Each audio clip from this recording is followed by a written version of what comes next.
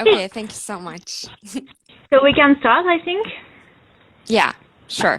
Okay, perfect. So really nice to meet you, Ilayda. That's really a pleasure to have you on our first live on Instagram with Maya. So we are really, really, really happy to have you. Maybe you can present yourself, explain a bit what is your organization, why did you create it, what is all about this. And then I will do the same for presenting Mayaso because I think there is some people from your community, so would be better.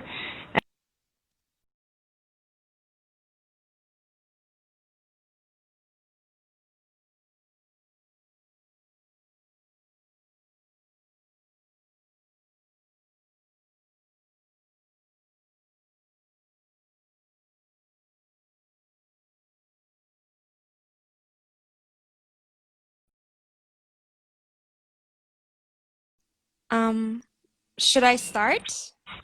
Okay, I will.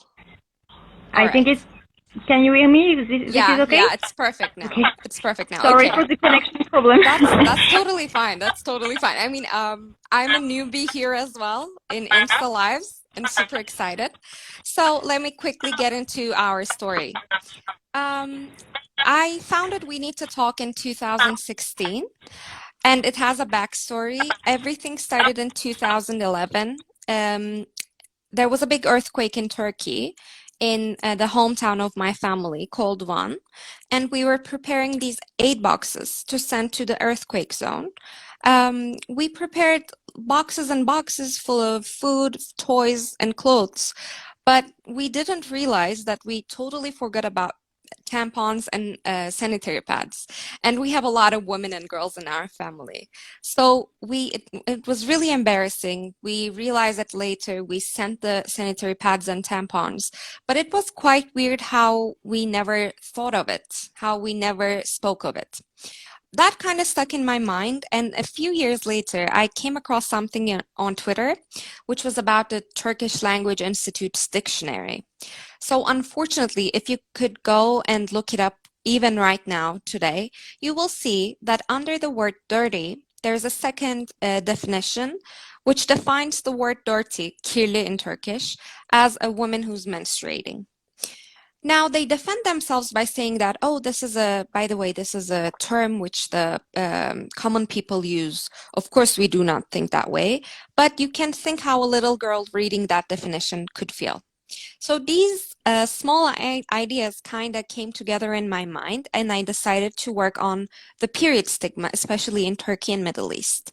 Of course, I do know the awesome things you guys are doing in France. So we do know that period poverty is a global problem. That is a fact. But apart from that, the period stigma is a little bit bigger in certain parts of the world. For example, Yeah. Middle East. We really do not talk about menstruation at all. It is seen as an immoral topic, unfortunately. So I decided to work on that. And we started with very humble field projects. After our first field project, a young woman named Bahar, who is my managing partner today, reached out to me. She was doing her master's in Chicago, and we decided to. We connected online, just like we connected with you guys, actually. Okay. So we decided to organize our first big field project in Southeast Turkey, in Adana, with seasonal agricultural worker women. We visited them in the tent cities that they were living. We held Q&A sessions and informative sessions with them, with our volunteer doctors, and we got sponsorships from some pad brands so that we could distribute enough sanitary pads to them that would be sufficient throughout a harvest season. And slowly, we built this organization. And right now, we have 3 target groups: seasonal agricultural workers, Syrian refugee women and girls, but any refugee women and girls are, of course, welcome. And preteen girls who are going to schools in remote rural areas in Turkey. So for these 3 target groups, we're preparing these field projects, but also we're working on awareness raising on period poverty. And I'm actually really excited to hear your story as well. Perfect. So it was really, really interesting to hear how did you came to your organization. That's really a great job that you do. From our side, so we are a non-profit organization, which is called M.A.Y Association for Menstruation and You. So why we came to this? Basically, all is based on a sport challenge with Elise and Louise. So we were willing to participate to a humanitarian race, and we were trying to find an organization for fighting against discolorization of girls. Because we were wondering why there is so many girls around the world who are not coming to school. There is some reason, so we need to find hope. And finally, we didn't really find an organization which was for us gathering all our interests and all what we were willing to do. So we decided to create our own organization last year in September to fight against period poverty, because this is one of the main factors of discolorization around the world. And so we decided to create our own organization. So this is what we came to this. What we do at the moment is we divided our action into 4 pillars. The first one is about collecting and redistributing some sanitary products. So our main goal is really to make these materials available to the youth via the other organization we are working with, or via some shelters or citizen initiative, something like this. So this is our first pillar. The second one is about aware the youth generation via station we organize in order to tell them, okay, this is what we call period. It's not something to be ashamed of. It's really something we need to talk about. There is no taboo. Oh, there is a taboo, but we need to break it. And we really need to talk about period, to talk about what's happening when a woman is on her period and so on. So it's really all about this. And then talk about period poverty, talk about key figures we bring on the table and so on. So this is our second pillar, to aware the youth generation, because we really think that the younger you are talking about periods, the better you can then change the things. And then, oh, sorry, you are willing to no say worries, something. no worries. Please go on. It's actually quite interesting for me to hear that there is a period stigma in France as well. So that is also a global issue, not only period poverty, but also Exactly. This the is something, stigma. this is something we don't really talk about. It's always a bit ashamed to talk about periods. You are just hiding your products when you need to change it and so on. So, That's I a think it's really a universal global. thing, I think. All the Yeah, teenager exactly. girls and oh Yeah, God. But exactly. I really love how inspiring your story is and how similar our activism is no matter where we are in the world. So Yeah. I'm super excited for today and future collaborations as well. Yeah, that's really great. So this is a bit what we do. And apart from aware and collect products, we are also communicated a lot on the networks.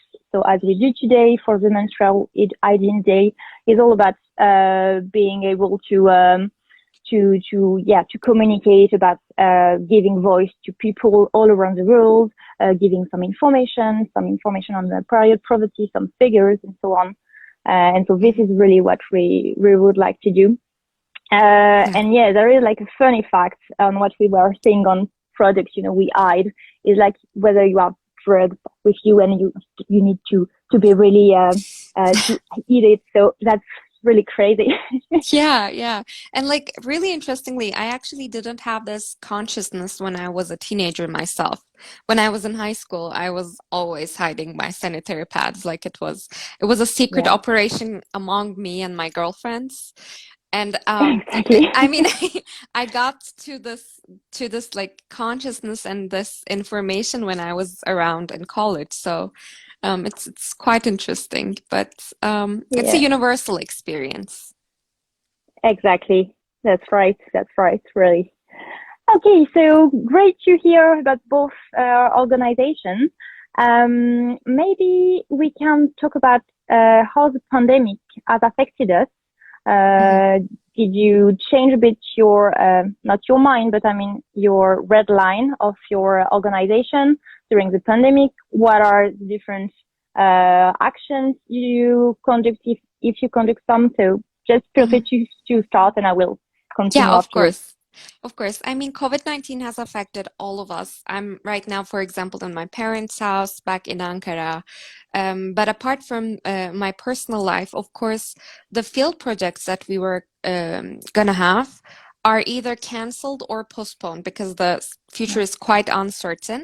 And most of the field projects that we do, we organize them in schools, for example, in conference halls Okay. or in halls that we can find in the villages. So people are together, like gathered together, and it's pretty dangerous during these times. Mm. So we decided to, unfortunately, because the field projects are canceled, we decided to put our focus and energy on online activism and advocacy, just like you guys. I do know that Yeah. you are collecting material still, but it's quite difficult to have face-to-face dialogue with people. The delivery Yeah. services are a little more late. So I do love, I don't know if you watched it, but there was this Global Citizen Festival a couple of weeks ago. And there was this lady who came up with this wonderful slogan, periods do not stop for pandemics. That is so true. Yeah. So Of course. we are experiencing period poverty and stigma still under the quarantines and the curfews as well. And unfortunately, I do believe with the decrease in the incomes of the households and the unemployment problems, people will probably have much more uh, and bigger problems having access to sanitary products, which might Yeah. be unaffordable to them. So that is the I'm trying not to be very pessimistic, but we will have to keep up the fight, just like you guys do. So how is it affecting you? How is the situation in France, by the way? Yeah, so now the situation is a bit better.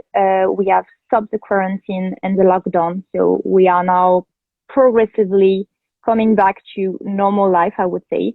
Hmm. Even if it's a bit different because basically, restaurant bars are not yet open. There is still, some, just like a few shops are opening, but it's really slow. People are wearing masks, so I mean, yeah, life in France has been affected.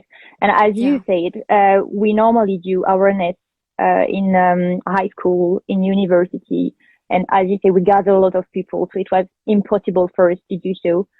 So we decided to adapt a bit our actions because basically we are focused on the younger. But finally, we decided during the pandemic, as you say, people have seen their incomes just decreasing drastically. So we decided to work with an organization which is a citizen initiative in France, which is Hmm. called Pour eux, meaning for them. And this initiative aims at distributing some meals to people in the street or people in need. And Hmm. so we decided to contact them to create some hygiene kits that we Uh-huh. can deliver to them.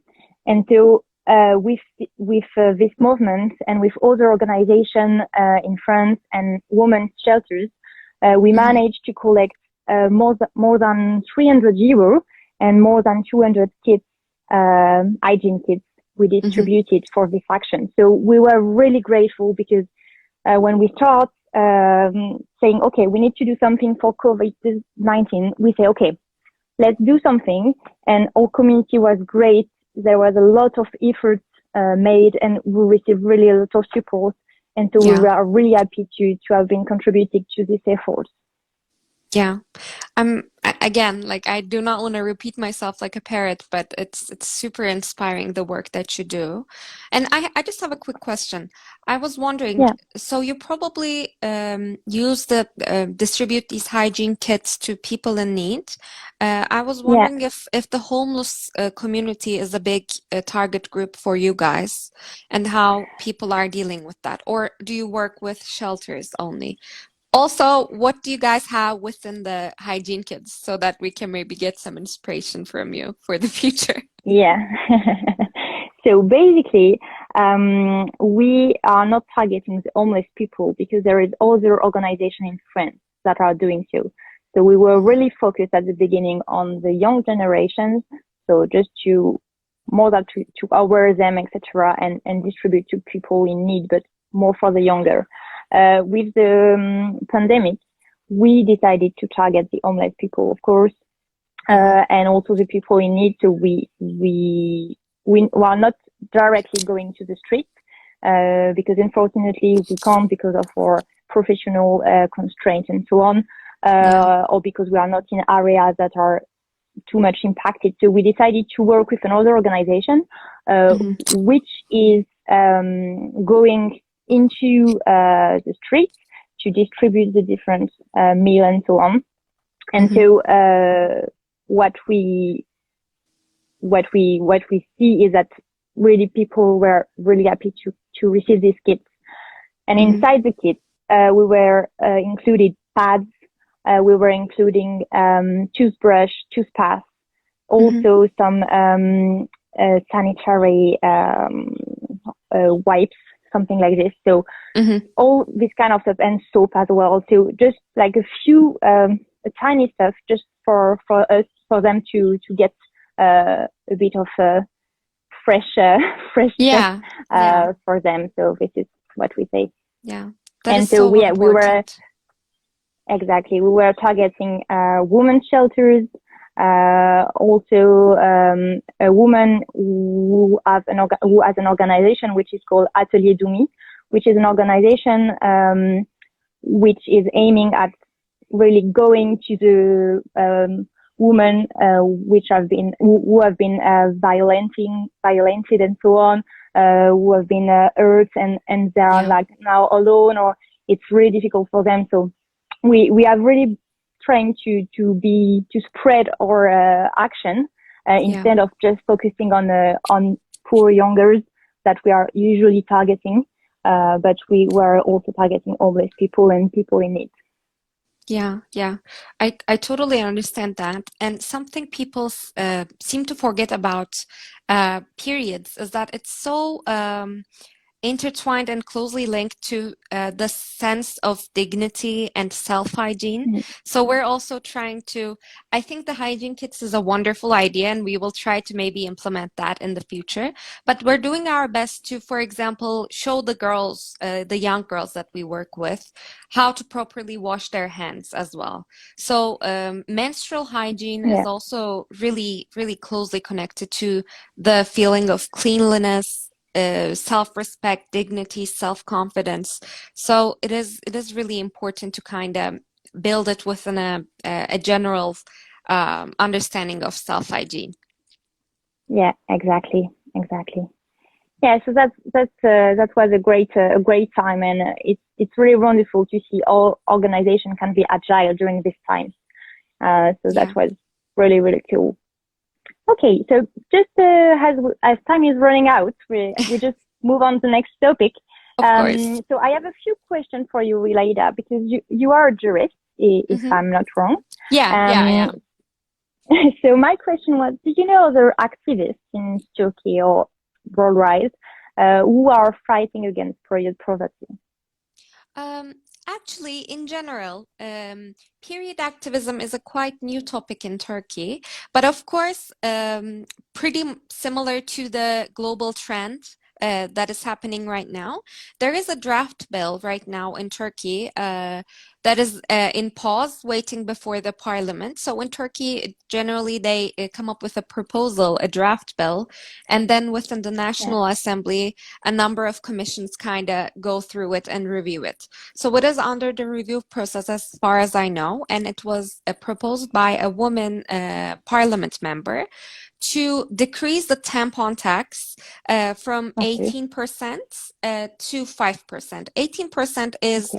the amount of tax that is imposed on luxurious products. So unfortunately, in Turkey, Yes. sanitary pads and tampons are taxed as we tax a luxurious bronzing spray, for Mm. example.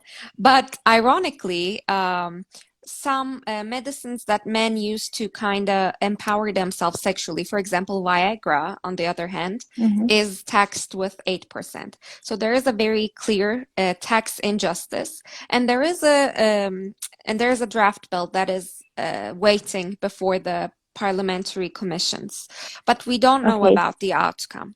I am a lawyer, yes, although I do not practice as an attorney. I'm doing my PhD right now. Um, there has been no strategic litigation attempts because of Yeah.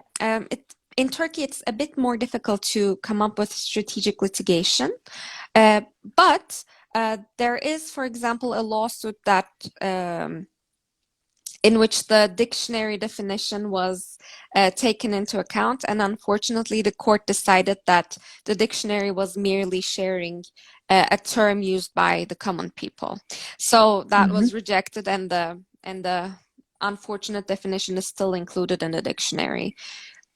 However, it's pretty promising to see that the legal sphere in Turkey is slowly getting into the period poverty and period stigma issue. We can talk a little bit about the activism in France and around the world, but I do love, if there are lawyers and jurists out there, I highly recommend you to take a look into Colombian Constitutional Court's tampon tax decision of 2018. It was just, I do love Colombian Constitutional Court's attitude in general as a hero court, but it is just the whole decision is just, in my opinion, a manifestation of gender equality. So we can talk about it in detail. I'm sorry, I'm nerding out right now, but it really excites me. Um, but in general, a very interesting thing is that the period activism and the menstrual hygiene tax activism has been on the political side more than the legal side. So a lot of countries like India, Canada, and Germany, they've managed to decrease the activists have managed to decrease the tax amounts through their political activism and not legal Okay. methods. Mm-mm. How about Yeah. the So situation that's in France, by the way? yeah. I was about to just give a feedback on what you were saying. Like uh, sanitary pads are taxed as like luxury products. In France, it was quite the same. It's only in 2016 that the tax was decreased from 20% to 5.5%. So it Hmm. was a big decrease as well. And in Germany, for instance, it just this year, early 20, that they decreased the tax from 19 to 7%. Because before, like caviar, a taxi ride or even an hotel night was less taxed than sanitary products. Can you imagine? Like just crazy. Like you I cannot know. really see, okay, it's like you don't choose to have your period, you have it. So you need to protect yourself. And so that's really something we cannot understand. Like, as you say, that's beautiful, what Colombian Constitutional Court is doing and what India is doing as well, because I saw that India, by, I think it was July 2018, just erased the tax. Before it was 12%. And at the beginning, like people were saying, no, but we don't need to erase the tax. But we imagine like there is almost, I think it was 88% of women using sands as protection. So that's just not possible. And now there is no more taxes. And so that's really a brilliant idea. That's really, really, really great. And I think also in France, it's not, or I mean, maybe in Europe, it's not possible to just erase completely a tax. So 5% is really good stuff because it's one of the lowest taxes in France. So I think we can be proud of these actions, but there is still a lot to do. And if you Yeah. want to go a bit more in detail into the Colombian Constitutional Court decision, would be really nice, Ilayda. Yeah, yeah, of course. Just a little note. I think it's quite crazy that with, of course, with the efforts of the activists, this menstrual hygiene tax issue has been raised in the 21st century. It really Yeah, shows, like, for years and years and years, all around the world, these products were taxed as luxury goods. And this, yeah, I think there's one explanation for that, how the tax legislators are mostly men, and they honestly Mm. cannot look from our perspective. So it tells us a lot about the male domination within legislative spheres all around the world. I mean, we have started talking about period activism mostly in the last 10 years, although there has been quite impressive movements. Um, it is quite late when you think about it. And of course, I do agree with you. There's a lot of work yet to be done. So about the Colombian Constitutional Court, which I'm a huge fan of, so this decision was basically a decision which which determined that the 5% value-added tax on sanitary towels was unconstitutional. And I really love the legal justification of this decision. So I'm quoting from the decision, from the verdict actually. Um, the court considered this case contrary to the Constitution because the court indicated basically that it was a regressive tax that violated equality and equity. And by taxing a product of basic necessity for women, the court held that the towels and tampons are irreplaceable products for women of limited economic resources, and they're closely related to the dignity of women, especially considering that other alternatives are more expensive. That is a very common situation in developing countries. And the court also considered that being a product only consumed by women, the tax also generated indirect discrimination. This makes the biggest sense to me within the decision. Yeah. And I also love that the Constitutional Court emphasized that during the legislative negotiations about the taxing of menstrual products, there were actually no women parliamentary members within the Colombian parliament at the time. Mm. So they also talk a little bit about representation within parliament and within the legislative organs. I absolutely love it, and I will make sure to share the link in our social media accounts. I Yeah. don't know why I'm this much excited, but it's must like the decision of the Colombian Constitutional Court should be an example for Yeah. a lot of other legal spheres and jurisdictions around the world. And by Yeah. the You're way, right. and by the way, an important point that I want to underline is that we do see that a lot of, I don't like this word a lot, but a lot of developing countries have acted quite progressively before a lot of developed countries to decrease the taxes on menstrual products, Yeah. which is quite plausible. Malaysia, Kenya, and India were among the first countries that either eliminated or decreased these tax amounts. So it also raises some discussions on how different jurisdictions approach to Mm. social and economic rights. And I do believe access to menstrual products is a social and economic right. So Yeah. sorry, I'm And this, stopping nerding out right now. no worry, but you're right. This is really something to be underlined, and this shows that every country in the world is like trying to progressively decrease the tax and take this issue really to the government to show that we need to act for something, and it's not normal to pay so much for something which is a first necessity product. And by the way, just you were talking about the Colombian example, but it just popped on my mind that Scotland, sorry, I was searching for the English word. Scotland just is the first European country to make free all the sanitary products. So I think it's from last year or this year, like Scotland has decided to give all the sanitary products free for the women who need it. So that's really, really a great movement and a great progress. So these are all initiatives we really need to have in mind, and this shows also that things are moving, and we are not doing something just for nothing, because things are moving, and we are all together will manage really to make the things changing and be more, I would say, getting more poor and poor. Yeah, yeah. I really thank you so much for raising that point. I mean, Scotland is one of the really good examples, and it is shown as a best practice all over the world. Uh, Yeah, when you really think about it and when you study it in detail, it's not that big of an economic burden on governments to provide these products, at least in schools, mm, high schools, universities, yeah, and public spaces. We can also think about it this way, Louis. I don't know if you would agree. For example, we do buy toilet paper for our households, but we never yeah, bring our toilet paper with us to the high school or yeah, to a shopping mall exactly. because that's a basic need that they provide Yeah, for us.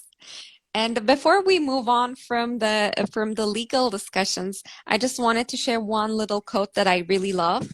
It's yeah, from the U.S. Supreme Court Justice Antonin Scalia. It's a very famous quote. He basically said, "A tax on wearing yarmulkes is a tax on Jewish people." That is very true, and a lot of period activists in the United States use this quote to make it a tax on tampons is a tax on women. So it really perfectly mm, summarizes the yeah, injustice. exactly, exactly.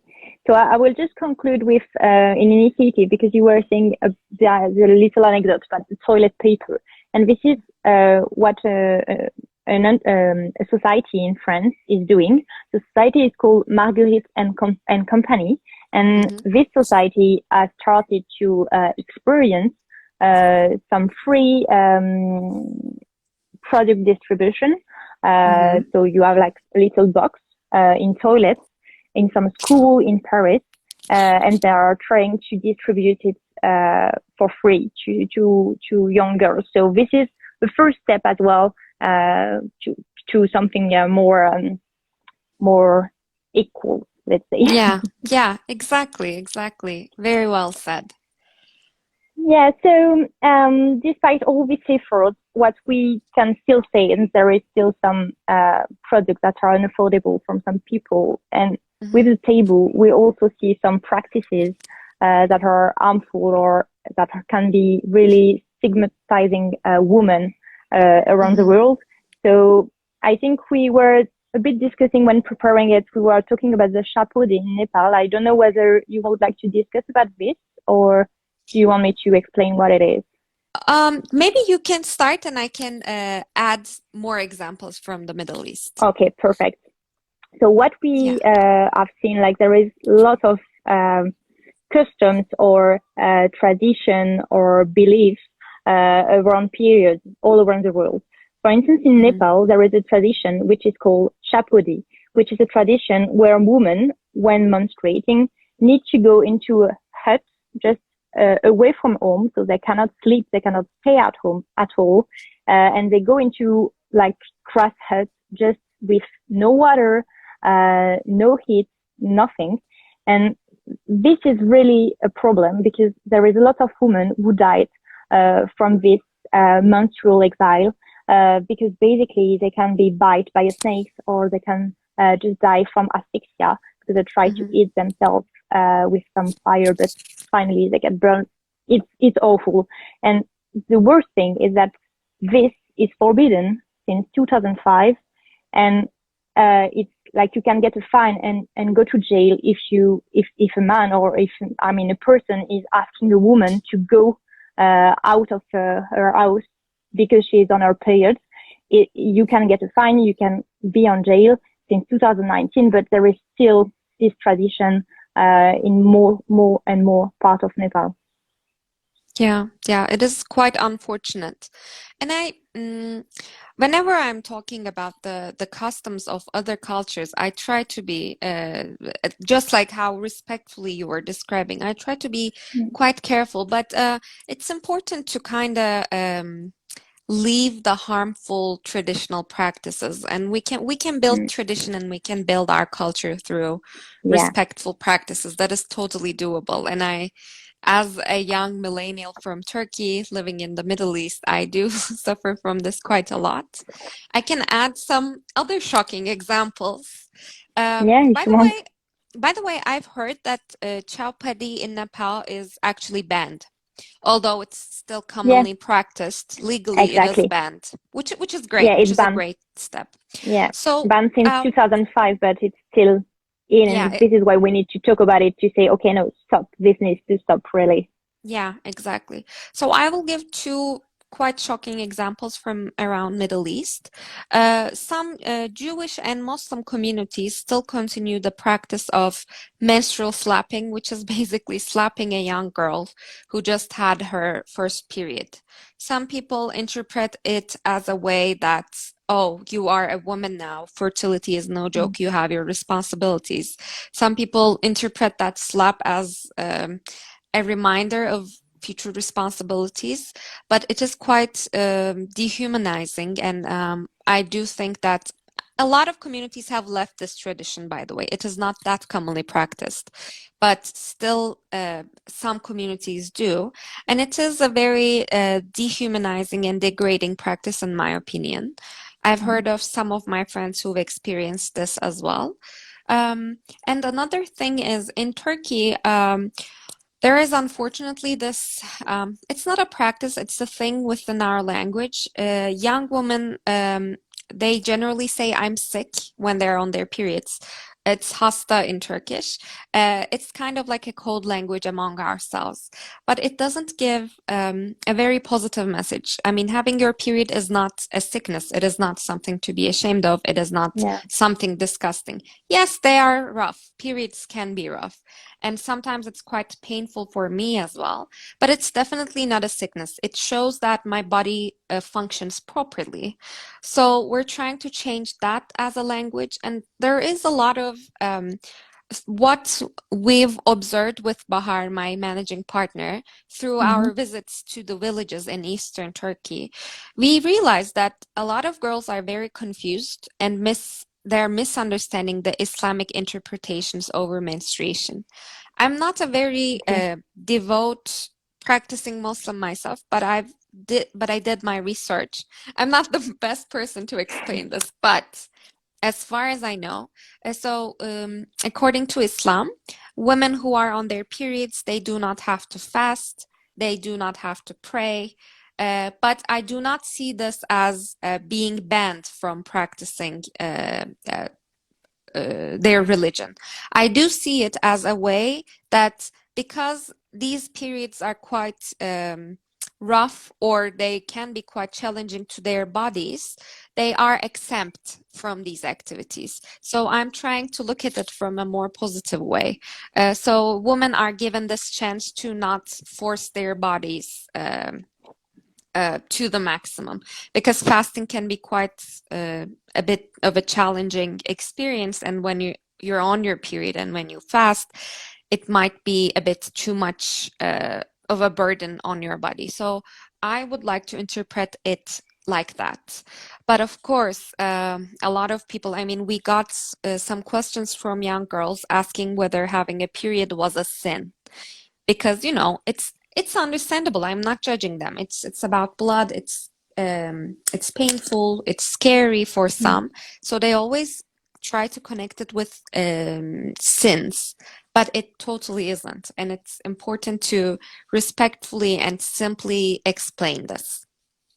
Yeah, exactly. And just because a few questions, because you were talking about the religion, and I was wondering in Turkey, which kind of product is more common? Is it pads? Do you use tampons, or is not really common? So Mm. because I know Uh, that based on, I mean, I just asked, sorry, just to complete, because no. when we have some awareness with people, with youngers, we just discover that depending on the religion you have, you are more likely to use pads than tampons, really depending Mhm. on your religion. So I was wondering, as you said, that Islam can have like some uh, can influence Yeah. how you are considering periods. Yeah. I don't know if it's influencing the products you are using.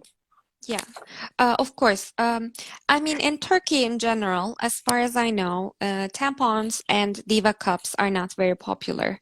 Okay. Especially young women, mostly use sanitary pads. And this is not necessarily about religion and Islam, but it's unfortunately a cultural, conservative concept. The thing is, Okay. unfortunately, a big majority of conservative Muslim society believes that using a tampon or a Diva cup could cause the girls to lose their virginities, Mm-mm. that the hymen could break, and this would have implications for the future of the girls. Of course, this is not an approach that we accept. I totally find Mm-mm. it ridiculous, but it's a cultural thing. For some, it's a religious thing, and I have to respect that. A problem is, in my opinion, Diva cups are much more ecologically sustainable, and they're a wonderful solution.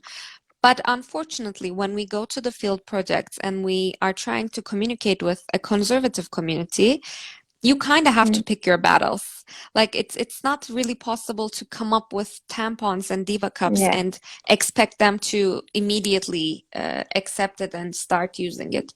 We try to Mm-mm. explain it. We say that okay, you have this and this and this alternative, but we do not, of course, force them or try to implement this alternative way.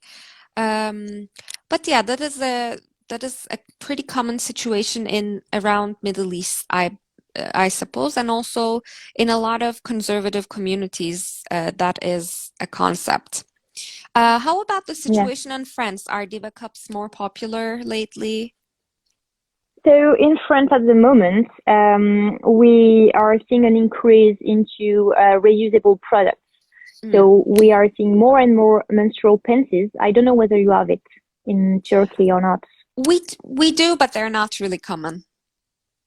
Okay, so in France, it's starting more and more to be common. So you have menstrual panties that are quite convenient because it's like a normal panty and you just put it and Yeah, put it out and wash it yeah. with your clothes. So really convenient. We are also seeing some reusable pads. This is also Hmm. something we are starting to see, and this is also a great thing. And I would say basically we have tampons and pads in both, I would say ratios. So we see both in shops. So you can see tampons, you can see pads. There is more and more uh, just how you say it, pads and tampons that are made with biological cotton, so to avoid all the different, I mean, all the hidden ingredients that you don't really know Yeah. what is inside, and so more and more brands are emerging to work on this topic to have sustainable products, uh, less harmful for the environment, less harmful for yourself as well. And Hmm. so I would say today in France, the situation is that there is a lot of choice for Hmm. dealing with your period, um, as long as we talk about it and we explain and we discuss. Because as you say, all about the cup and the tampons are something you need to be also ease with your own body. Because Hmm. if you don't feel comfortable with your body, it can be a bit difficult to put. So there is like a lot of to do still, but we have a wonderful choice, I would say, about the protection you can use in France. So that's a great point. Yeah, yeah, yeah.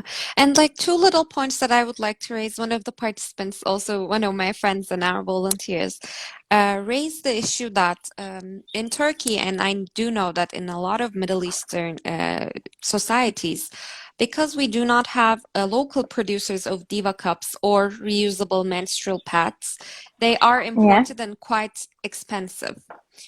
So Mm-hmm. they cannot be really affordable to working class women and girls. And also another issue that I mean, these are again, I'm quite optimistic about sustainable menstrual products, but these are some problems that we come across. Some of the women and girls, some of the target groups that we work with, for example, seasonal agricultural workers or Syrian Mm-hmm. refugees, they do not always have access to clean water, so they can't sterilize Yeah. these products and reuse them.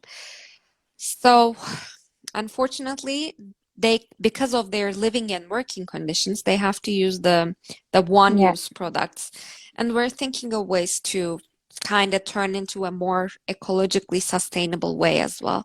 And one Mm. last point, by the way, I do know that this is your approach as well.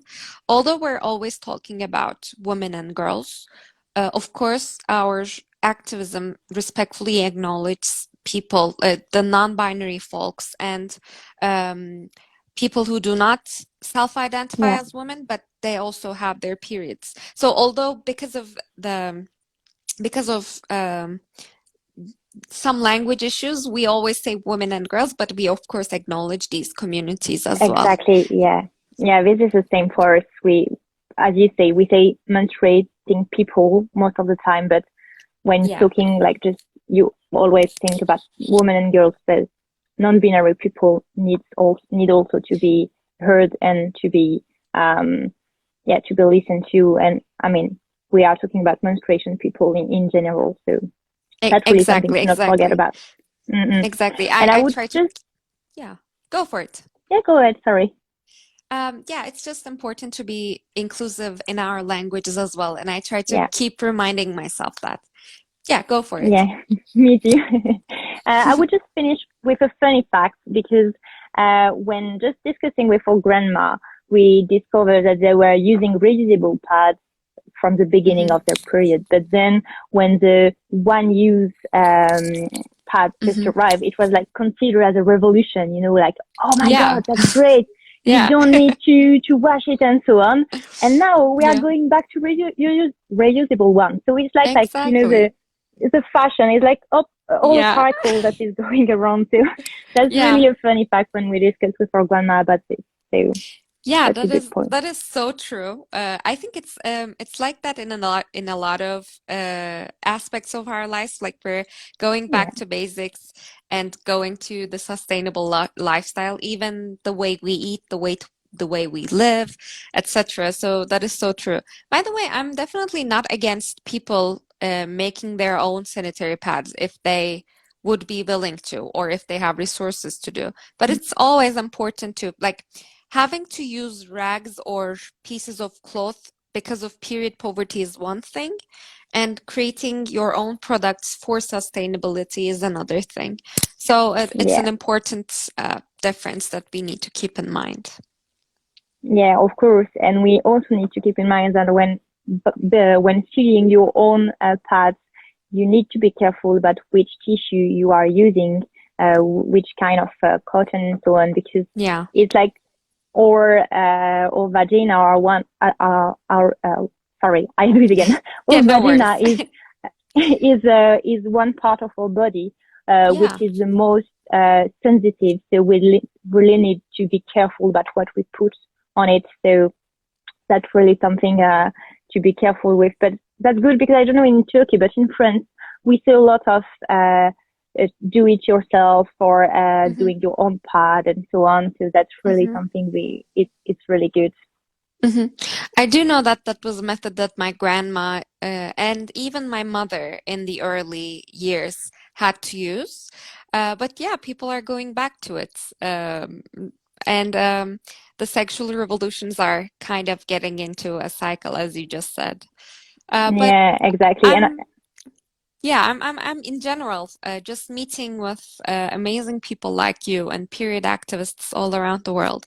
I'm I'm a little overwhelmed with the work we have to do, but I'm also quite optimistic and hopeful about the future. yeah, same for us. Like we are really, really glad to have you today because you are like kind of model for us when we discover your account and so on. We Oh, say, "Whoa, that's really impressive." thank So you we so were really much. happy to to Thank you so collaborate with much. you. It was the same Um, feelings. Yeah. Thank you. I'm just seeing like comments on the chat. The people talking about the pill, saying that our grandma and mother was Hmm. feeling it like a sexual revolution, but today they are shocked because the millennials are trying to reject it because of the impact Yeah. on the body. So it's all about the cycle and as you say, Yeah. back to basics. Yeah, exactly. And it's also about women discovering their bodies and reclaiming their sexual and reproductive rights. We're learning more and Mm-mm. more because we haven't talked about these things, these very normal, very natural, very human things for years, Yeah, even for centuries. So we kind of have to rediscover ourselves and we have to keep fighting for our rights. yeah, of course. Yeah. So thank you so much, Layda, for this talk. I think we have still 10 minutes left if people have some questions or something they would like us to discuss with. I think I just realized I didn't present myself because I'm Louise. There is Elise and Yeah. Eloise as well on my Yasso. As we are the three of us. I mean, I just started live, but I didn't present myself, so I'm very sorry. That's You know totally who I fine. am, but for the community, I was just saying like maybe they don't know. And we also have Mail with us with or first I don't know the word in English. How do you say it? The first I would say a teenager who not Hmm. a teenager no a young woman who Hmm. is at university and she is say she is in an internship with us. Oh, So okay.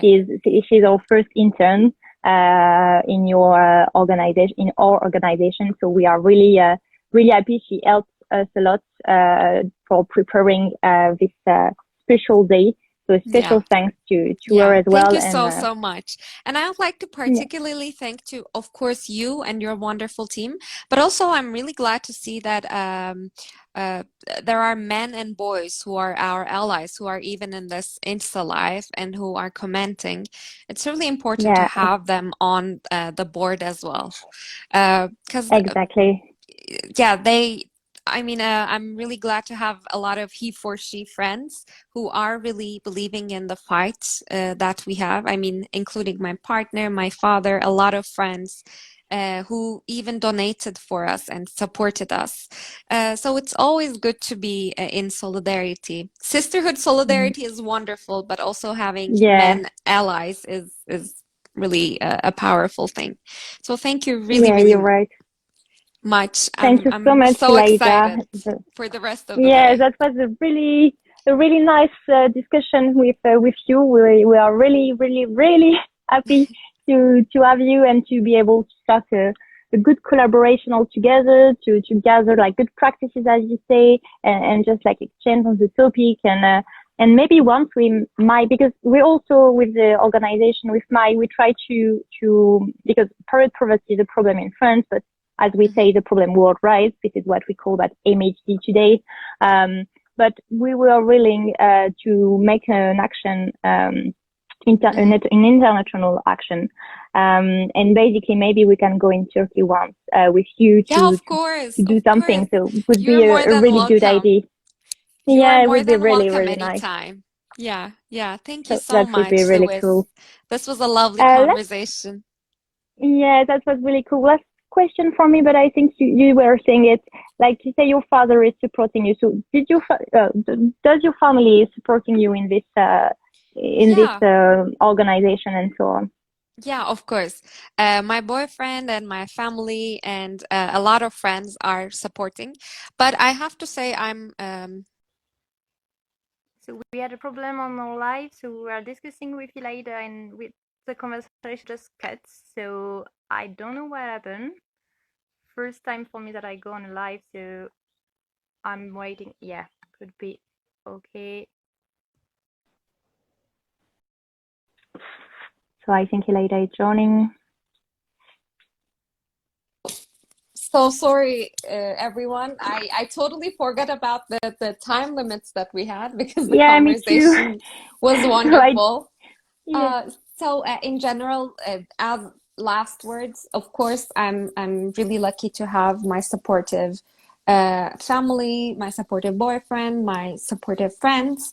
But again, I was raised quite lucky in a very lucky way, in a very privileged way.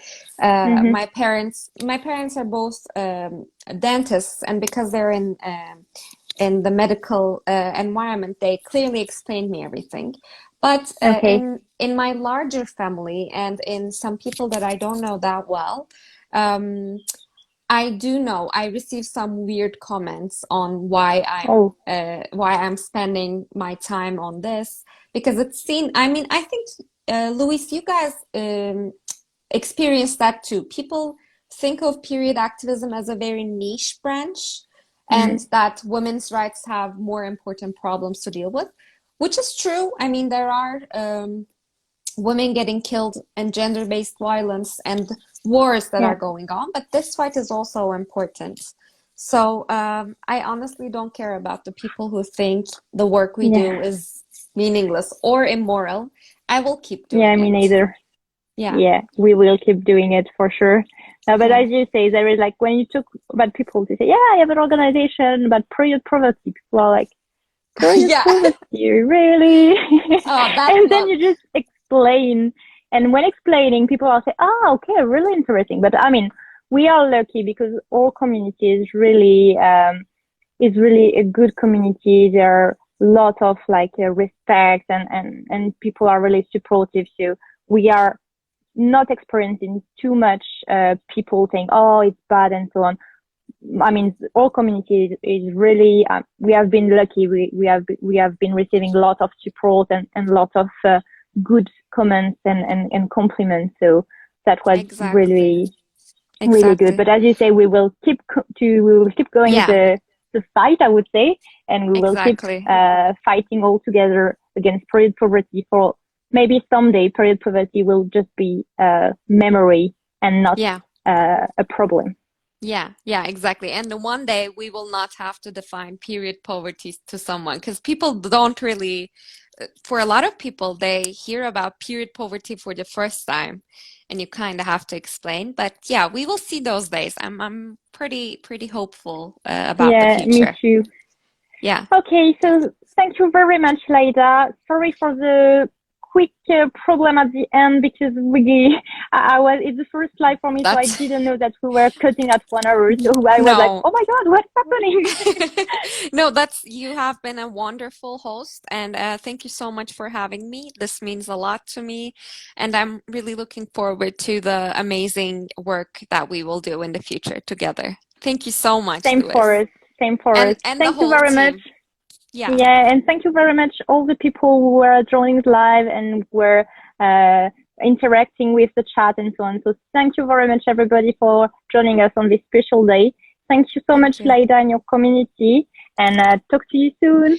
Yeah, hopefully. Thank you so much. Goodbye, Thank guys. you. Bye Bye. bye.